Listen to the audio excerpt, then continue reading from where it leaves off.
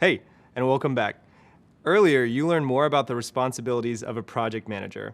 And while it might seem like a lot to keep track of, it's important to know that you, as the project manager, won't need to do everything on your own. Let's discuss the role of the project manager and how that role relates to other roles within the project team. It's easier to hear the term manager and immediately think of your boss, but a project manager is not often the direct manager of the people working on a project team. Here we're discussing the project manager as someone who manages the tasks of a project. But what does that really mean, right? Well, although you might have a few teammates working with you on a project, you're probably not their day-to-day boss. With the help of your team, you can get a lot more done together. Everyone on your team will have their own set of roles and responsibilities, and you'll come together to ensure that everyone is able to do their part to advance the project. Each person will be an expert on their portion of the project, but no one will be an expert on every aspect of the project. And honestly, neither will you. For instance, the graphic designer will focus on graphic design, but probably won't be an expert on copywriting. Similarly, you'll be an expert on project management, but may not be an expert on marketing. Here's another way to think about it. Imagine that you're organizing a camping trip. You might be the person in charge of planning the trip, but that doesn't mean you have to be a camping expert. Maybe you've never been camping before, but your partner grew up spending every summer by the campfire. In that case, you might assign them the task of picking out the right number and style of tents for your group. So, in this example, you are planning the trip by giving your partner the job of finding the right number of tents and the right size tents to make sure everyone's covered. You aren't doing the research or the task yourself, but you're making sure that things are getting done. It's similar in the workplace.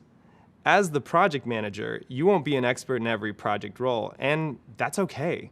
As we said, your job isn't to be the expert on everything.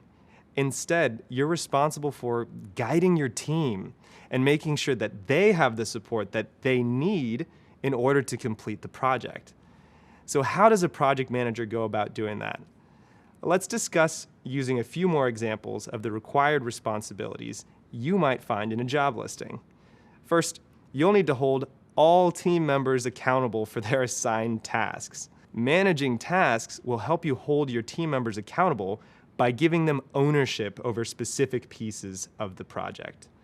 Second, you'll need to ensure that issues and risks are tracked and visible, and be able to establish escalation paths. Now, by escalation paths, I mean that you should know how you'll communicate risks to the right people at the right time. Third, you'll need to understand and help teammates adopt the right workflows and project management styles. As the project manager, you'll likely have the best idea of which style is best for the work. It's your job to ensure that the team adheres to that style and the other systems in place. And fourth, you'll need to collaborate with other teams at the organization to meet the requirements based on project, scope, schedule, and budget. In other words, a project may affect not only your team, but other teams at an organization, as well, say, the marketing or the finance team.